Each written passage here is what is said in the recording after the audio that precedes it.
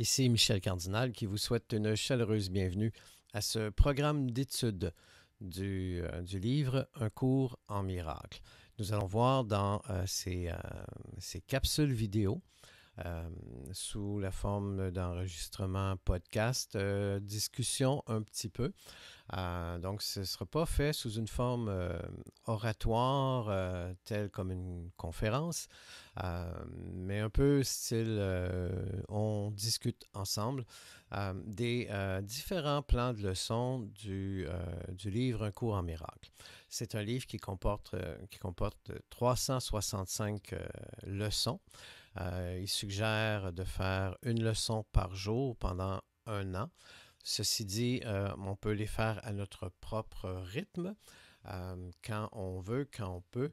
Il n'y a aucun stress, en fait, puisque c'est un cheminement, en fait, qui nous aide dans notre cheminement personnel. Donc, le plan de leçon nous aide à voir la vie, à voir les choses, les situations sous un autre angle, sous un œil différent et peut-être même nouveau ou même déprogrammé un petit peu par rapport à une conception à laquelle on est habitué. Alors, je vous invite à poursuivre à votre rythme chacune des leçons. Donc, chacune des capsules vidéo seront faites une par leçon et vous y allez à votre propre rythme. Le livre Un cours en miracle commence un peu sur cette forme-là avec cet énoncé. Rien de réel ne peut être menacé. Rien d'irréel n'existe. Et en cela réside la paix de Dieu. Donc, l'idée qui est cachée ou qui est énoncée ici, en fait, c'est que les choses qui sont réelles, la réalité ou la vérité, si on peut parler en ces termes, ne peut pas être menacée. Même un mensonge cru par 1 milliard de personnes ne peut pas menacer la vérité d'une chose. Quelque chose de vrai est vrai en soi, n'a pas besoin d'être prouvé et ne peut pas être menacé. Quelque chose de vrai ne pourra jamais être faux. En ce sens que, et je vais illustrer ça un peu par un exemple tout simple. Si je vous dis, ce matin, j'ai mangé des céréales pour le déjeuner, c'est soit vrai, soit faux. Euh, et que vous y croyez ou non, ça n'a aucune influence sur le fait que ce soit vrai ou faux. Si j'ai réellement mangé des céréales pour le déjeuner, bien, il n'y a rien qui peut faire que j'en ai pas mangé. Donc, on ne peut pas menacer cette vérité-là. Si j'en ai réellement mangé, j'en ai réellement mangé. Que vous y croyez ou pas. C'est pas parce que vous croyez à cet énoncé-là que ça fait que j'en ai mangé pour vrai. Vous me suivez? Et si vous n'y croyez pas, ça ne fait pas en sorte que je n'en ai pas mangé. Donc, la vérité par rapport à la chose, elle est immuable. On ne peut pas menacer cette vérité-là. Elle est vraie par rapport à elle-même. Maintenant, l'irréel n'existe pas. Si je vous dis j'ai mangé des céréales pour déjeuner, mais que ce n'est pas vrai, donc c'est du faux, c'est irréel, ce n'est pas la réalité. Alors, quand bien même que vous croyez que j'ai mangé des céréales pour déjeuner, si je n'en ai pas mangé, je n'en ai pas mangé. L'irréel n'existe pas. Donc, l'énoncé faux, même si l'énoncé nous semble vrai, si la chose n'existe pas, elle n'existe pas. Donc, c'est un peu la notion qui est derrière tout ça, c'est que la vérité par rapport à ce que sont les choses ou la réalité, elle ne peut pas être menacée. Et même si, peu importe ma perception de la réalité, vous me suivez? Je peux avoir une perception illusoire des choses.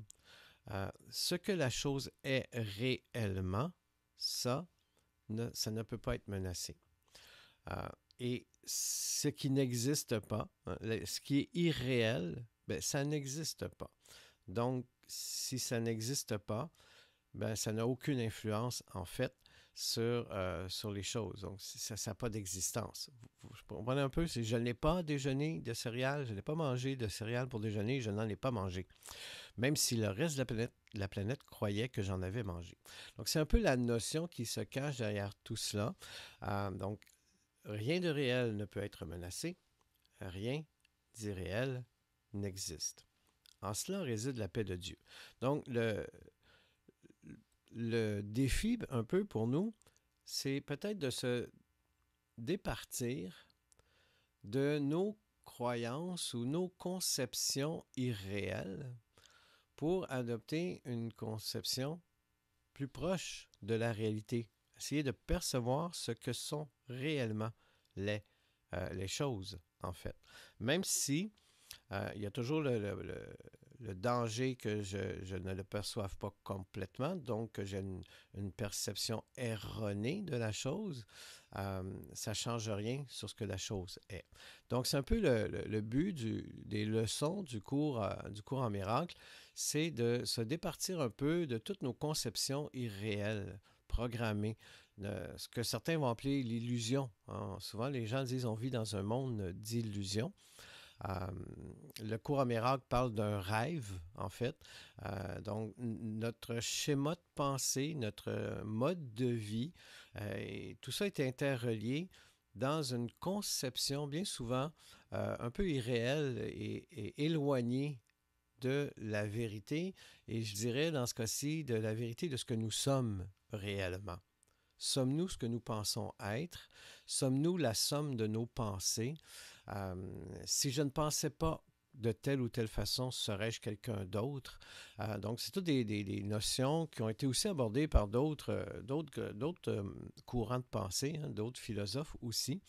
Le cours en miracle offre une approche. Ce que je trouve intéressant dans son approche au niveau de ses leçons, c'est sans stress, sans pression, sans débat non plus de jeu de mots. On y va par de simples exercices qui nous aident à changer parfois un peu notre perception des choses. Alors, ça conclut pour l'introduction de ce cours-là. On se retrouve pour la première leçon. À tout de suite.